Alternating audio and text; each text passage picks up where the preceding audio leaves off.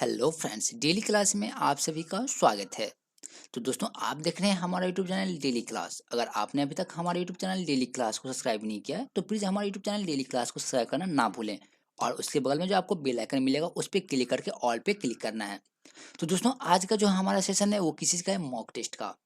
तो दोस्तों, किस चीज़ का सेशन है आज? मॉक टेस्ट का। और दोस्तों, हमारा जो आज क्लास होने वाला था सुबह 7 बजे मैथ का, जो कि नहीं हो पाया है नेटवर्क एरर की वजह से। तो उस क्लास को जो है आज 3 बजे शिफ्ट कर दिया गया है। तो आज 3 बजे जो है आपको मैथ क्लास देखने को मिल जाएगा, जिसमें हम प्रतिशत से रिलेटेड विक्रयमूल्य, क्रयमूल्य, लाभ, हानि, इसका क्वेश्चन जो है वो सॉल्व करेंगे। तो दोस्तों, आज 3 बजे जो है हमारे मैथ की क्लास को देखना बिल्कुल भी ना भूलें। और अगर आप हमारे यूट्यूब चैनल पर नए हैं तो हमारे यूट्यूब चैनल डेली क्लास को सब्सक्राइब करना बिल्कुल भी मत स्किप कीजिएगा। तो उसे सब्सक्राइब करके ही जाइएगा और बेल आइकन पे क्लिक करके ऑल पे सिलेक्ट करना है। तो दोस्तों, आप लोग जितने भी लोग हैं जल्दी से लाइव आ जाइए, क्योंकि हमारा जो मॉक टेस्ट है वो शुरू हो गया है और हमें जो है बहुत जल्द इस मॉक टेस्ट को खत्म करना है। तो जल्दी से अपने दोस्तों को इन्वाइट कीजिए और उन्हें जल्दी से बुलाइए कि जल्दी से इस मॉक टेस्ट से जुड़े। तो दोस्तों, अगर आप इस सेशन का पीडीएफ चाहते हैं तो आप हमारे टेलीग्राम ग्रुप से जुड़ करके जो है इस सेशन का पीडीएफ प्राप्त कर सकते हैं। टेलीग्राम ग्रुप का लिंक जो है आपको नीचे डिस्क्रिप्शन बॉक्स में दे दिया गया है। वहां से क्लिक करके आप डायरेक्ट हमारे टेलीग्राम ग्रुप से जुड़ सकते हैं। तो वहां से आपको जो आज शाम में इस सेशन का पीडीएफ बिल्कुल फ्री में मिल जाएगा। तो दोस्तों, चलते हैं हम अपने इस सेशन को आगे बढ़ाते हैं। अब हम देखते हैं अपना फर्स्ट क्वेश्चन। तो जैसे कि यहाँ पे आप देख सकते हैं हमारा जो फर्स्ट क्वेश्चन है वो क्या है? सौर मंडल का सबसे बड़ा ग्रह कौन सा है? तो आप सभी को पता होगा कि सौरमंडल का सबसे बड़ा ग्रह जो है वो कौन सा है? तो दोस्तों, कौन सा है? बृहस्पति। अगर आपने हमारा प्रीवियस क्लास देखा होगा सौरमंडल से रिलेटेड क्वेश्चन होगा तो आपको इसका आंसर जो है जरूर पता होगा कि इसका सही आंसर क्या हो जाएगा? सी। सौरमंडल का सबसे बड़ा ग्रह कौन सा है? तो बृहस्पति। इसका सही आंसर हो जाएगा दोस्तों सी। अब चलते हैं दूसरे नंबर क्वेश्चन पे। दूसरा नंबर क्वेश्चन है कि हवा में किस गैस की मात्रा सबसे अधिक होती है? अब आपको बताना है कि हवा में जो किस गैस की मात्रा सबसे अधिक होती है। तो आप सभी को पता होगा किसकी? तो नाइट्रोजन की। तो हवा में किस गैस की मात्रा सबसे अधिक होती है? तो नाइट्रोजन की। इसका सही आंसर क्या हो जाएगा? डी। डी जो है इसका सही आंसर हो जाएगा। तो अगर आप लोग डी आंसर कर रहे हैं तो बिल्कुल सही है। अब देखिए नेक्स्ट क्वेश्चन है कि सेल्सियस स्केल पर मानव शरीर का तापमान कितना होता है? अब आपको बताना है कि सेल्सियस स्केल पर, यहाँ पे फारेनहाइट नहीं है कि आपको आंसर गलत करना है। तो यहाँ पे हमारा क्वेश्चन है सेल्सियस स्केल पर। तो सेल्सियस स्केल पर मानव शरीर का तापमान होता है 36.9 डिग्री सेल्सियस। कितना होता है? 36.9 डिग्री सेल्सियस। तो दोस्तों, हमारा सही ऑप्शन हो जाएगा ए। अगर आपने ए ऑप्शन टिक किया है तो बिल्कुल भी सही है। तो सेल्सियस स्केल पर मानव शरीर का तापमान होता है 36.9 डिग्री सेल्सियस। अब देखिए चौथा नंबर क्वेश्चन है। इस क्वेश्चन में आप सभी को कंफ्यूजन होगा कि भारत संघ में वर्तमान में कुल कितने राज्य हैं। तो देखिए, किसी किसी लोगों को लग रहा होगा कि अभी भारत में कितने 29 हैं या 28 हैं। तो दोस्तों, इस क्वेश्चन को सॉल्व करने के बाद आपके दिमाग में एक भी कंफ्यूजन नहीं रहना चाहिए कि भारत में कुल कितने राज्य हैं और कुल कितने केंद्र शासित प्रदेश हैं। तो दोस्तों, भारत संघ में जो है कुल कितने राज्य हैं? तो कुल 28 राज्य हैं। कितने राज्य हैं? 28 राज्य हैं। और कितने यूटी है, यानी यूनियन टेरिटरीज, मतलब केंद्र शासित प्रदेश? तो 8। कितने केंद्र शासित प्रदेश हैं? 8। और भारत संघ में कुल कितने राज्य हैं? तो 28 राज्य हैं। तो दोस्तों, इसके बाद जो है आपको कोई भी कंफ्यूजन नहीं रहना चाहिए कि 29 और 28 में। तो भारत संघ में कुल कितने राज्य हैं? तो कुल 28 राज्य हैं। तो इसका सही आंसर क्या हो जाएगा? बी। अब चलते हैं पांचवें नंबर क्वेश्चन पे। पांचवा नंबर क्वेश्चन है कि भारतीय संविधान में शामिल नीति निर्देशक किसके संविधान से प्रेरित है? अब आपको बताना कि भारतीय संविधान में जो नीति निर्देशक है वो किस देश के संविधान से उधार लिया गया है। तो दोस्तों, किस देश के संविधान से जो है हमारे भारतीय संविधान के नीति निर्देश को उधार लिया गया है? तो आयरलैंड से। कहाँ से? आयरलैंड से। तो बिल्कुल सही जवाब हो जाएगा इसका क्या? तो ए। भारतीय संविधान में शामिल नीति निर्देशक किसके संविधान से प्रेरित है? तो आयरलैंड से। इसका सही ऑप्शन हो जाएगा ए। अब देखिए चलते हैं नेक्स्ट क्वेश्चन पे। नेक्स्ट क्वेश्चन है हमारा कि हमारे भारतीय संविधान में कुल कितने मूल कर्तव्य हैं। अब आपको बताना है कि हमारे भारतीय संविधान में जो है कुल कितने मूल कर्तव्य हैं। तो दोस्तों, जल्दी से बताइए भारतीय संविधान में कुल कितने मूल कर्तव्य हैं? तो 11 मूल कर्तव्य हैं। कितने हैं? 11। तो इसका सही ऑप्शन क्या हो जाएगा? 11, जो कि इस ऑप्शन में बिल्कुल भी नहीं दिया गया है। तो आपको गुमराह करने के लिए यहाँ पे हमने ऑप्शन नहीं डाला है कि हमारे भारतीय संविधान में कुल कितने मूल कर्तव्य हैं। तो कितने हैं? 11। अब चलते हैं नेक्स्ट क्वेश्चन पे।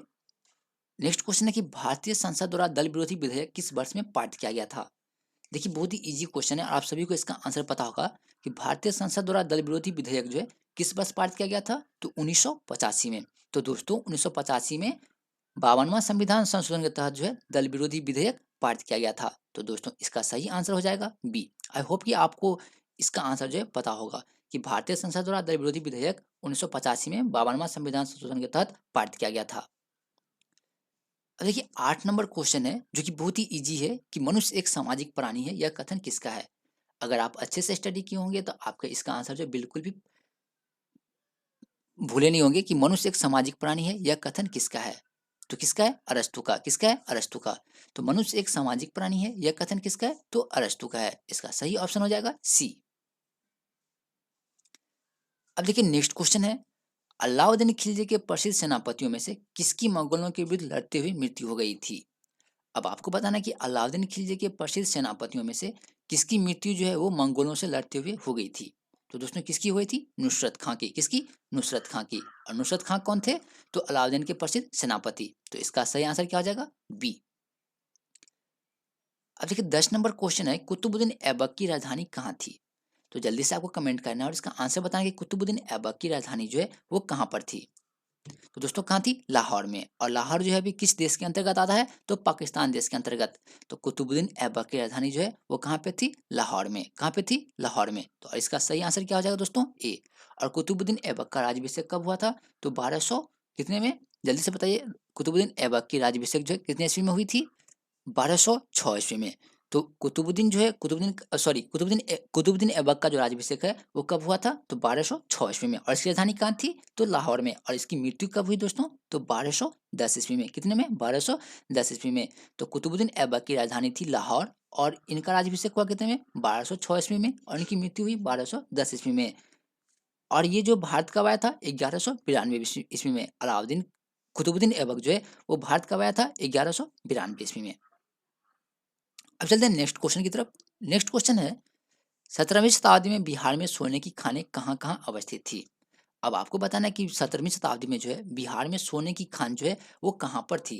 दोस्तों कहाँ पर थी? सासाराम में। कहाँ पर? सासाराम में। तो इसका सही ऑप्शन क्या हो जाएगा? सी।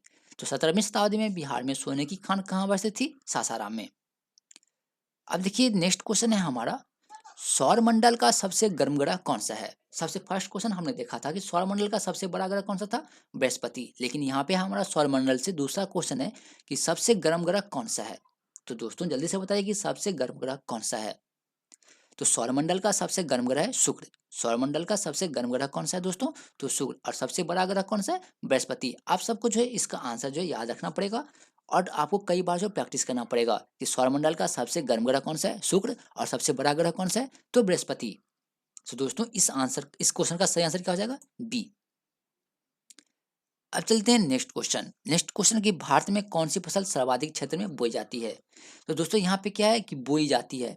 अब आप बताइए कि इनमें से कौन सा फसल जो है बोया जाता है? तो ऑफकोर्स कौन सा बोया जाता है? चावल। चावल क्या जाता है? बोया जाता है। तो धान के बीज को जो है बोया जाता है। तो भारत में कौन सी फसल सर्वाधिक क्षेत्र में बोई जाती है? तो चावल। इसका सही ऑप्शन क्या हो जाएगा? सी।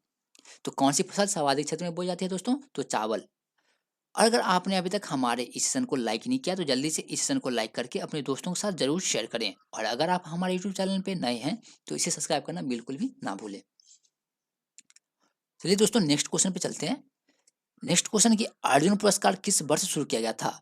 यहाँ पे मिसमैचिंग है स्पेलिंग। तो अर्जुन पुरस्कार जो है वो किस वर्ष शुरू किया गया था? तो आप सभी को इसका आंसर पता होना चाहिए कि अर्जुन पुरस्कार जो है 1961 में शुरू किया गया था। तो इसका सही आंसर क्या हो जाएगा? बी। क्या हो जाएगा इसका सही आंसर? बी। अर्जुन पुरस्कार किस वर्ष शुरू किया गया था? तो 1961 में। अब देखिए दोस्तों यहाँ पे नेक्स्ट क्वेश्चन है कि 1917 में कौन सा देश प्रथम विश्व युद्ध से अलग हो गया था? तो कौन सा देश जो है प्रथम विश्व युद्ध से अलग हो गया था? तो रूस। कौन सा? रूस। तो 1917 में जो प्रथम विश्व युद्ध हुआ था उसमें से कौन सा देश जो है अलग हो गया था? तो रूस अलग हो गया था। इसका सही आंसर हो जाएगा बी। अब नेक्स्ट क्वेश्चन है 16 नंबर की बहुत ही इजी क्वेश्चन है कि ऑक्सीजन की खोज किसने की थी? यह क्वेश्चन 2020 में पूछा गया था कि ऑक्सीजन की खोज जो है वो किसने की थी? तो दोस्तों किसने की थी? प्रिस्टले ने। किसने? प्रिस्टले ने। तो इसका सही ऑप्शन हो जाएगा सी। क्या हो जाएगा इसका सही ऑप्शन? सी। ऑक्सीजन की खोज किसने की थी? तो प्रिस्टले ने। अब चलते हैं नेक्स्ट क्वेश्चन। नेक्स्ट क्वेश्चन है कि एक शाकाहारी को अपने शरीर के लिए आवश्यक फास्फोरस कहाँ से मिल सकता है? तो आपको इसका आंसर तो पता ही होगा अगर आपने प्रीवियस क्लास को अटेंड किया होगा तो। और दोस्तों जो लोग हमारे यूट्यूब चैनल पे नए हैं, अगर आपने प्रीवियस क्लास को नहीं देखा है तो उसे आप जो है 2 गुनी स्पीड पे क्लास करके देख सकते हैं, जिससे कि आपको सबसे कम समय में सबसे ज़्यादा क्लास जो है अटेंड हो सकता है। तो यहाँ पे क्वेश्चन था, एक शाकाहारी को अपने शरीर के लिए आवश्यक फास्फोरस कहाँ से मिलता है? तो दूध से। कहाँ से? दूध से। तो इसका सही आंसर हो जाएगा ए। अब देखिए यहाँ पे नेक्स्ट क्वेश्चन बहुत ही इंपॉर्टेंट क्वेश्चन है और इसका आंसर जो है आप लोगों को कंफ्यूज कर सकता है। क्वेश्चन है कि भारत में कुल कितने उच्च न्यायालय है? तो जल्दी से कमेंट कीजिए कि भारत में कुल कितने उच्च न्यायालय है। आप लोग जो है कितना 24 टिक कर रहे होंगे, जो कि बिल्कुल सही था। लेकिन अब जो है भारत में कुल कितने उच्च न्यायालय है? तो 25। क्योंकि आंध्र प्रदेश के अमरावती में जो है भारत का 25वां उच्च न्यायालय स्थापित किया गया है। तो भारत में अभी कुल कितने उच्च न्यायालय है? 25वां। और 25वां उच्च न्यायालय जो है कहाँ पे स्थापित किया गया है? तो आंध्र प्रदेश की जो राजधानी है अमरावती, वहां पे। जैसे कि आप सभी को पता होगा कि आंध्र प्रदेश की कितनी राजधानियां है? तो 3 राजधानियां है। आंध्र प्रदेश की कुल कितनी राजधानियां? 3 राजधानियां। तो उन्हीं राजधानियों में से अमरावती में जो है भारत का 25वां उच्च न्यायालय स्थापित किया गया है। तो दोस्तों अभी भारत में कुल कितने उच्च न्यायालय है? तो 25। इसका सही ऑप्शन क्या हो जाएगा? ए। अब आपको कंफ्यूजन नहीं होना चाहिए कि भारत में कुल कितने उच्च न्यायालय है। तो दोस्तों कितने उच्च न्यायालय है? तो 25। इसका सही ऑप्शन हो जाएगा ए। अब देखिए नेक्स्ट क्वेश्चन है, भारत सरकार का संवैधानिक प्रमुख कौन होता है? तो संविधान के अनुसार भारत सरकार का प्रमुख कौन होता है? तो दोस्तों भारत सरकार का संवैधानिक प्रमुख जो है वो कौन होते हैं? तो भारत के राष्ट्रपति। भारत के राष्ट्रपति जो है वो भारत के संवैधानिक प्रमुख होते हैं। और लेकिन कार्यकाल जो है वो कौन करते हैं? प्रधानमंत्री। कामकाज कौन करते हैं? प्रधानमंत्री। लेकिन संवैधानिक प्रमुख जो है वो कौन होते हैं? तो राष्ट्रपति। तो इसका सही ऑप्शन हो जाएगा सी। अब चलते हैं 20 नंबर क्वेश्चन पे। 20 नंबर क्वेश्चन है हमारा कि नमक कानून को तोड़ने के लिए महात्मा गांधी ने कौन सा आंदोलन शुरू किया था? अब जल्दी से कमेंट कीजिए और इसका आंसर बताइए कि नमक कानून को तोड़ने के लिए महात्मा गांधी ने कौन सा आंदोलन शुरू किया था? तो दोस्तों कौन सा आंदोलन शुरू किया गया था? तो सविनय अवज्ञा आंदोलन। कौन सा? सविनय अवज्ञा आंदोलन। तो नमक कानून को तोड़ने के लिए महात्मा गांधी ने कौन सा आंदोलन शुरू किया? तो सविनय अवज्ञा आंदोलन। इसका सही ऑप्शन हो जाएगा बी। अब देखिए नेक्स्ट क्वेश्चन है कि भारतीय संविधान सभा के प्रारूप समिति में कुल कितने सदस्य थे? अब आपको कमेंट करना है और इसका आंसर बताना है कि भारतीय संविधान की प्रारूप समिति में कुल कितने सदस्य थे। तो दोस्तों कुल 7 सदस्य थे। कितने सदस्य थे? 7। तो संविधान सभा की प्रारूप समिति में कुल कितने सदस्य थे? तो 7 सदस्य थे। इसका सही आंसर हो जाएगा सी। आप सभी को इसका आंसर जो है पता होगा कि भारतीय संविधान के प्रारूप समिति में कितने सदस्य थे? तो 7 सदस्य थे। नेक्स्ट क्वेश्चन है कि 1924 ईस्वी में हिंदुस्तान रिपब्लिकन एसोसिएशन की स्थापना किसने की थी? अब जल्दी से बताइए कि हिंदुस्तान रिपब्लिकन एसोसिएशन की स्थापना जो है वो किसने की थी? तो दोस्तों किसने की थी? तो एम एन रॉय ने हिंदुस्तान रिपब्लिकन एसोसिएशन की स्थापना की थी। और कब की थी? 1924 में। तो दोस्तों ये क्वेश्चन जो है आपके लिए बहुत ही इंपॉर्टेंट है कि 1924 में हिंदुस्तान रिपब्लिकन एसोसिएशन की स्थापना एम एन रॉय ने की थी। अब चलते हैं नेक्स्ट क्वेश्चन पे। नेक्स्ट क्वेश्चन है 23 नंबर है कि निम्नलिखित में से किस राज्य के लोकसभा में अनुसूचित जनजातियों की सीटें सबसे अधिक आरक्षित है? क्वेश्चन है कि किस राज्य की लोकसभा में अनुसूचित जनजातियों के लिए सबसे अधिक सीटें आरक्षित है? तो दोस्तों किस राज्य में? तो इसका सही आंसर क्या हो जाएगा? तो उत्तर प्रदेश में। उत्तर प्रदेश में अनुसूचित जनजातियों के लिए सबसे अधिक सीटें जो है वो आरक्षित है। तो इसका सही आंसर हो जाएगा बी। अब चलते हैं नेक्स्ट क्वेश्चन पे। नेक्स्ट क्वेश्चन है कि पुष्प के किस भाग से केसर उत्पन्न होता है? तो आपको जल्दी से कमेंट करना है और आंसर बताना है कि पुष्प के किस भाग से केसर उत्पन्न होता है। और आपको इसका आंसर तो पता होना ही चाहिए क्योंकि यह क्वेश्चन जो है 2020 में पूछा जा चुका है। आप जो है 2020 के क्वेश्चन को उल्टा करके देख सकते हैं कि 18 या 19 नंबर क्वेश्चन में पूछा गया है कि पुष्प के किस भाग से केसर उत्पन्न होता है। तो दोस्तों किस भाग से केसर उत्पन्न होता है? तो बढ़ती काग्र से। किससे? बढ़ती काग्र से। तो इसका सही ऑप्शन क्या हो जाएगा? बी। पुष्प के किस भाग से केसर उत्पन्न होता है? तो बढ़ती काग्र से। इसका सही ऑप्शन हो जाएगा बी। अब देखिए नेक्स्ट क्वेश्चन है कि हेमोग्लोबिन क्या है? बिहार पुलिस कांस्टेबल के लिए यह क्वेश्चन बहुत ही इंपॉर्टेंट है। देखने में लगता है 2 शब्द का, लेकिन बहुत ही इंपॉर्टेंट है कि हेमोग्लोबिन क्या है। तो दोस्तों हेमोग्लोबिन क्या है? तो मानव रुधिर में पाए जाने वाला पदार्थ है। क्या है? मानव रुधिर में पाए जाने वाला पदार्थ है। तो हेमोग्लोबिन क्या है दोस्तों? तो इसका सही आंसर क्या हो जाएगा? सी। मानव रुधिर में पाए जाने वाला पदार्थ है। अब देखिए नेक्स्ट क्वेश्चन है कि अल्फा क्रिएटिन एक प्रोटीन है जो कि कहाँ पे उपस्थित होता है? अल्फा क्रिएटिन क्या है? एक प्रोटीन का नाम है जो कहाँ पे होता है? तो मनुष्य के शरीर में। तो अल्फा क्रिएटिन नामक प्रोटीन जो है वो मनुष्य के शरीर में कहाँ उपस्थित होता है? तो किस अंग में उपस्थित होता है? तो दोस्तों कहाँ पे उपस्थित होता है? तो रुधिर में। कहाँ पे? रुधिर में। अल्फा क्रिएटिन एक प्रोटीन है जो कि उपस्थित होता है किसमें? रुधिर में। तो इसका सही ऑप्शन हो जाएगा ए। अब चलते हैं नेक्स्ट क्वेश्चन पे। नेक्स्ट क्वेश्चन है हमारा 27 नंबर। और 27 नंबर क्वेश्चन क्या है कि मानव शरीर की सबसे छोटी हड्डी कौन सी है। आप लोगों के लिए अभी तक का सबसे इजी क्वेश्चन कि मानव शरीर की सबसे छोटी हड्डी कौन सी है। तो दोस्तों जल्दी से कमेंट कीजिए कि इसका सही आंसर कौन सा हो जाएगा। तो मानव शरीर की सबसे छोटी हड्डी कौन सी है? स्टेपीज। कौन सी? स्टेपीज। स्टेपीज जो है वो मानव शरीर की सबसे छोटी हड्डी है। तो इसका सही आंसर क्या हो जाएगा? बी। अब नेक्स्ट क्वेश्चन है 28 नंबर। 28 नंबर क्वेश्चन कि सिकंदर के आक्रमण के समय उत्तर भारत पर निम्नलिखित में से किस राजवंश का अधिकार था। तो दोस्तों जब सिकंदर ने भारत पर आक्रमण किया था तो उस समय किस राजवंश का अधिकार था। तो दोस्तों किस राजवंश का अधिकार था? तो नंद वंश का। किसका? नंद वंश का। जब उत्तर भारत में नंद वंश का अधिकार था तब सिकंदर ने भारत पर आक्रमण किया था। यानी सिकंदर के आगमन के समय भारत पर किस राजवंश का अधिकार था? तो नंद वंश का। इसका सही ऑप्शन क्या हो जाएगा? ए। आप सभी को इसका आंसर पता होगा कि सिकंदर के आक्रमण के समय उत्तर भारत में नंद वंश का अधिकार था। अब देखिए नेक्स्ट क्वेश्चन है 29 नंबर कि वैदिक युग में प्रचलित लोकप्रिय शासन प्रणाली कौन सी थी। तो वैदिक युग में प्रचलित लोकप्रिय शासन प्रणाली जो है वो निम्नलिखित में से कौन सी थी दोस्तों? तो गणतंत्र। कौन सी? गणतंत्र प्रणाली। और दोस्तों आज 3 बजे जो है हमारा मैथ का क्लास होगा तो उसे अटेंड करना आप लोग बिल्कुल भी मत भूलिएगा। कितने बजे? 3 बजे। अब देखिए नेक्स्ट क्वेश्चन है 30 नंबर कि सर्वप्रथम किसने 1857 के विद्रोह के तुरंत बाद इसे राष्ट्रीय विद्रोह की संज्ञा दी। अब आपको बताना है कि किसने 1857 के विद्रोह के तुरंत बाद इसे राष्ट्रीय विद्रोह की संज्ञा दी। तो दोस्तों किसने दी थी? तो तरचंद ने। किसने? तरचंद ने। तो सर्वप्रथम किसने 1857 के विद्रोह के तुरंत बाद इसे राष्ट्रीय विद्रोह की संज्ञा दी? तो तरचंद ने। इसका सही ऑप्शन क्या हो जाएगा? डी। इसका सही ऑप्शन क्या हो जाएगा? डी। अब चलते हैं 31वां नंबर क्वेश्चन। 31वां नंबर क्वेश्चन है कि उत्तर भारत में उप हिमालय क्षेत्र के सहारे फैले समतल मैदान को क्या कहा जाता है। अब आपको बताना है कि उत्तर भारत में उप हिमालय क्षेत्र के सहारे फैले समतल मैदान को क्या कहा जाता है। तो दोस्तों क्या कहा जाता है? भावर। क्या कहा जाता है? भावर कहा जाता है। तो उत्तर भारत में उप हिमालय क्षेत्र के सहारे फैले समतल मैदान को भावर कहा जाता है। इसका सही ऑप्शन हो जाएगा डी। अब नेक्स्ट क्वेश्चन है कि सिंधु नदी का उद्गम होता है। अब आपको बताना है कि दिए गए ऑप्शनों में से सिंधु नदी का उद्गम कहाँ से होता है। तो दोस्तों कहाँ से होता है? कैलाश पर्वतमाला से। कहाँ से? कैलाश पर्वतमाला से। तो इसका सही ऑप्शन क्या हो जाएगा? डी। सिंधु नदी का उद्गम होता है कैलाश पर्वतमाला से। अब देखिए 33 नंबर क्वेश्चन है। बहुत ही इजी है कि कौन सा शहर जो है वो नहरों का शहर कहलाता है। अब आपको बताना है कि निम्नलिखित में से कौन सा शहर जो है वो नहरों का शहर कहलाता है।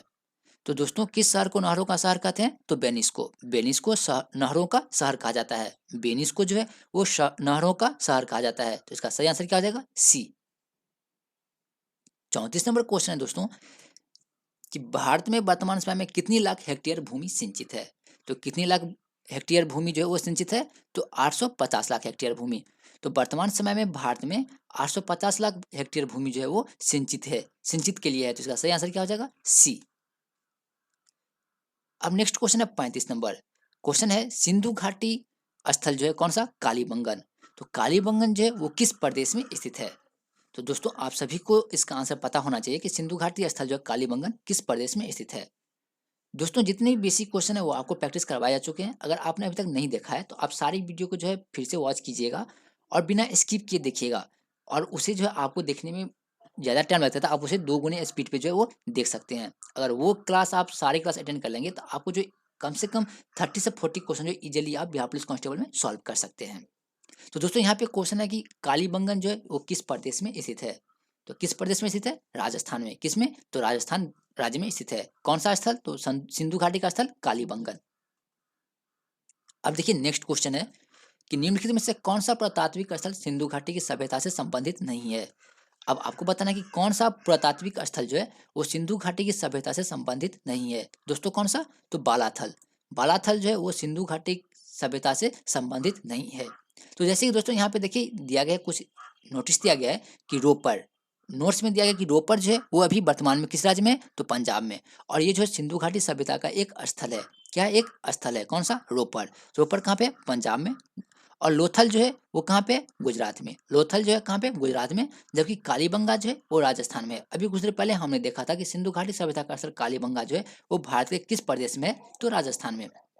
तो ये सब जो है सिंधु घाटी की सभ्यता से संबंधित स्थल है। जबकि बालाथल जो है दोस्तों, बालाथल राजस्थान के उदयपुर जिले में बनास नदी घाटी क्षेत्र में स्थित एक अल्हार यानी आहार संस्कृति का स्थल है। ये सिंधु सभ्यता का नहीं, ये आहार संस्कृति का एक स्थल है। कौन सा? तो बालाथल। तो हमारा क्वेश्चन था कि कौन सा पुरातात्विक स्थल सिंधु घाटी की सभ्यता से संबंधित नहीं है? तो कौन सा? बालाथल।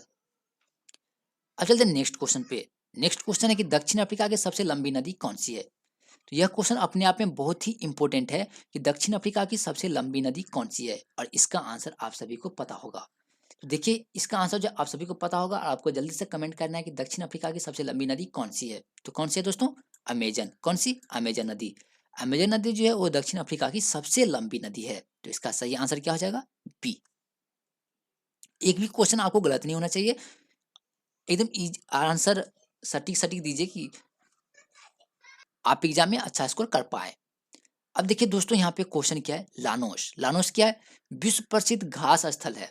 तो विश्व प्रसिद्ध लानोस घास स्थल निम्नलिखित महाद्वीपों में से किस में स्थित है?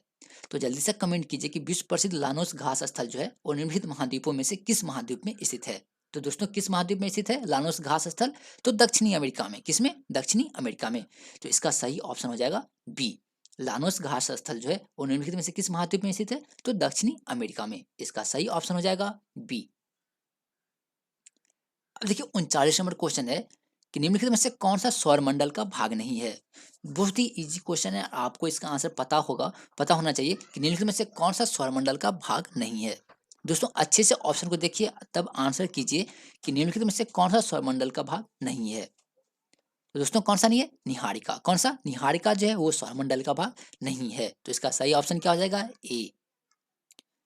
अब देखिए 40 नंबर क्वेश्चन है कि सौरमंडल का जन्मदाता किसे कहा जाता है? अब आपको बताना है कि सौरमंडल का जन्मदाता जो है वो निम्नलिखित में से किसे कहा जाता है। तो दोस्तों यह क्वेश्चन जो हमने क्लास में प्रैक्टिस कर चुके हैं कि सौरमंडल का जन्मदाता जो है वो किसे कहा जाता है। तो जल्दी से कीजिए, इसका आंसर क्या हो जाएगा? तो सूर्य को। सूर्य को सौरमंडल का जन्मदाता कहा जाता है। तो इसका सही ऑप्शन हो जाएगा सी। सौरमंडल का जन्मदाता किसे कहा जाता है दोस्तों? तो सूर्य को। तो हमारा सही ऑप्शन हो जाएगा सी। अब चलते हैं 41 नंबर क्वेश्चन पर। 41 नंबर क्वेश्चन है, पानीपत के तीसरे युद्ध में मराठा ने किसको पराजित किया था? तो जैसे कि मैं आपको बता दूं कि पानीपत का प्रथम युद्ध हुआ था 1526 में। कब हुआ था? 1526 में। जबकि द्वितीय युद्ध जो है वो कब हुआ था? 1556 में। 1556 में जो है पानीपत का द्वितीय युद्ध हुआ था। जबकि 1761 में जो है वो पानीपत का तृतीय युद्ध हुआ था। कब हुआ था? 1761 में। और आपको बताना है कि 1761 में जो पानीपत का तीसरे युद्ध हुआ था उसमें मराठा ने किसको पराजित किया था? तो दोस्तों पानीपत का तृतीय युद्ध जो है वो हुआ था किसके बीच? तो मराठा और अफगानों के बीच। मराठा और अफगानों के बीच, जिसमें मराठा को जो है विजय मिली और अफगानिस्तान जो है, अफगान जो है वो पराजित हो गया। अफगान वालों ने अपनी हार मान ली और मराठा वालों ने विजय हासिल की। तो पानीपत के तीसरे युद्ध में मराठा ने किसको पराजित किया? तो अफगानी को। किसको? अफगानी को। और कब हुआ था पानीपत का तृतीय युद्ध? तो 1761 में। बहुत ही इजी क्वेश्चन था और बहुत ही ट्रिकी क्वेश्चन था। अब देखिए 42 नंबर क्वेश्चन है। यह क्वेश्चन तो आप सभी ने पढ़ा होगा कि बुद्ध का जन्म कहाँ पर हुआ था। तो दोस्तों आप सभी को पता होना चाहिए कि बुद्ध का जन्म जो है वो निम्नलिखित में से किस जगह पर हुआ था। तो दोस्तों कहाँ पे हुआ था बुद्ध का जन्म? लुम्बिनी में। कहाँ पे? लुम्बिनी में। तो बुद्ध का जन्म जो है वो कहाँ पे हुआ था? लुम्बिनी में। इसका सही आंसर हो जाएगा ए। अब देखिए 43 नंबर क्वेश्चन है कि महात्मा गांधी ने भारत छोड़ो आंदोलन कब शुरू किया था? अब आपको बताना है कि महात्मा गांधी ने भारत छोड़ो आंदोलन जो है वो कब शुरू किया था। तो दोस्तों कब शुरू किया था? 1942 में। कब? 1942 में। तो महात्मा गांधी ने भारत छोड़ो आंदोलन 1942 में शुरू किया था। अब देखिए नेक्स्ट क्वेश्चन है, भारत में गुलाम वंश के संस्थापक कौन थे? अभी कुछ देर पहले हमने चर्चा किया था कि गुलाम वंश के शासक के बारे में। किसके बारे में? कुतुबुद्दीन ऐबक के बारे में। अब आप बताइए कि भारत में गुलाम वंश के संस्थापक कौन थे? तो दोस्तों कौन थे? कुतुबुद्दीन ऐबक। कुतुबुद्दीन ऐबक जो है वो गुलाम वंश के संस्थापक थे। और गुलाम वंश की स्थापना कब हुई थी? 1206 में। कब? 1206 में। तो भारत में गुलाम वंश के संस्थापक कौन थे? कुतुबुद्दीन ऐबक। और स्थापना कब हुई थी? 1206 ईस्वी में। तो दोस्तों इससे हमारे दो क्वेश्चन जो इजीली बन गए कि गुलाम वंश के संस्थापक कौन थे? कुतुबुद्दीन ऐबक। और स्थापना कब हुई? 1206 में। चलते हैं नेक्स्ट क्वेश्चन की तरफ।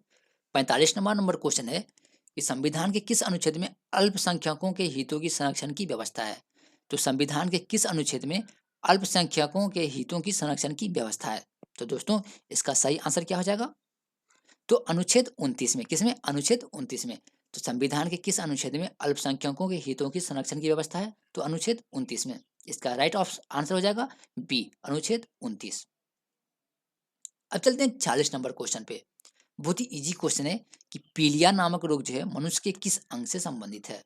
अब आपको बताना है कि पीलिया नामक रोग जो है वो किस में होता है, मनुष्य में होता है, और मनुष्य के किस अंग में होता है। तो दोस्तों जल्दी से बताइए, पीलिया नामक रोग मनुष्य के किस अंग से संबंधित है। तो किस अंग से संबंधित है, यकृत से। किससे, यकृत से। तो इसका सही ऑप्शन क्या हो जाएगा, बी। पीलिया नामक रोग जो है वो मनुष्य के किस अंग से संबंधित है, तो यकृत से। अब देखिए नेक्स्ट क्वेश्चन है कि 13वीं शताब्दी में सेना के सर्वोच्च अधिकारी कौन होते थे। 13वीं शताब्दी में सेना के सर्वोच्च अधिकारी कौन होते थे। तो दोस्तों 13वीं शताब्दी में जो है सेना के सर्वोच्च अधिकारी कौन होते थे, तो खान। कौन होते थे, खान होते थे। तो 13वीं शताब्दी में सेना के सर्वोच्च अधिकारी खान होते थे। अब देखिए मौलिक अधिकार को कौन निलंबन कर सकता है। अब आप जल्दी से आंसर दीजिए कि मौलिक अधिकार को जो है वो कौन निलंबन कर सकता है। तो दोस्तों कौन निलंबन कर सकता है, जल्दी से आंसर दीजिए, कौन, राष्ट्रपति। तो मौलिक अधिकार को कौन निलंबन कर सकता है, तो राष्ट्रपति। तो दोस्तों मौलिक अधिकार को कौन निलंबन कर सकता है, तो भारत के राष्ट्रपति। कौन, भारत के राष्ट्रपति। अब देखिए 49 नंबर क्वेश्चन है कि उकाई परियोजना किस नदी पर स्थित है। इसका आंसर तो आपको देना ही पड़ेगा कि उकाई परियोजना जो है वो किस नदी पर स्थित है। तो दोस्तों और मैं आपको बता दूं कि उकाई परियोजना जो है वो किस राज्य में, गुजरात में। अब आप बताइए कि उकाई परियोजना किस नदी पर है, क्योंकि ये बिहार पुलिस कांस्टेबल के लिए बहुत ही इंपॉर्टेंट क्वेश्चन है कि उकाई परियोजना किस नदी पर है। जल्दी से बताइए किस नदी पर है। दोस्तों मैंने आपको एक हिंट भी दे दिया कि उकाई परियोजना जो है वो गुजरात में है। तो अब जल्दी से बताइए उकाई परियोजना किस नदी पर है। तो दोस्तों किस नदी पर है, ताप्ती नदी पर। किस नदी पर, ताप्ती नदी पर। तो गुजरात के ताप्ती नदी पर जो है उकाई परियोजना है। तो इसका सही ऑप्शन क्या हो जाएगा, डी। दोस्तों जितने भी ये नदी से संबंधित क्वेश्चन है वो आप लोगों के लिए बहुत ही इंपॉर्टेंट है। तो आप जो है इसे बिल्कुल भी स्किप मत कीजिएगा इन सब क्वेश्चनों को कि उकाई परियोजना किस नदी पर है, तो ताप्ती नदी पर। तो इसका सही ऑप्शन क्या हो जाएगा, डी। अब देखिए नेक्स्ट क्वेश्चन बहुत ही इंपॉर्टेंट है कि WHO का मुख्यालय कहाँ पे स्थित है। यानी world health organisation, world health organisation का मुख्यालय जो है वो निम्नलिखित में से कहाँ पर स्थित है। तो दोस्तों जल्दी से कमेंट कीजिए कि WHO का मुख्यालय जो है वो कहाँ पे स्थित है। तो दोस्तों कहाँ पे स्थित है, जल्दी से आंसर कीजिए कि WHO यानी वर्ल्ड हेल्थ ऑर्गेनाइजेशन, तो इसका मुख्यालय कहाँ पे है, तो स्विट्जरलैंड के जिनेवा में। कहाँ पे, स्विट्जरलैंड के जिनेवा में है।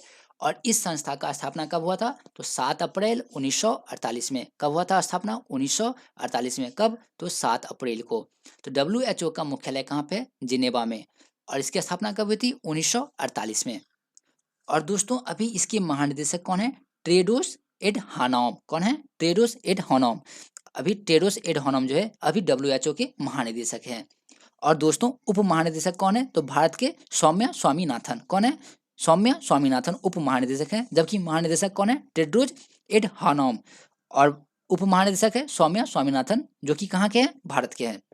तो दोस्तों आज के लिए बस इतना ही। आई होप कि आपको ये वीडियो अच्छा लगा होगा, तो इसे अपने दोस्तों के साथ जरूर शेयर कीजिएगा। और हमारा जो आज का मैथ का क्लास है वो कब होगा, तो 3 बजे। कब, 3 बजे। तो इसे आप देखना बिल्कुल भी मत भूलिएगा।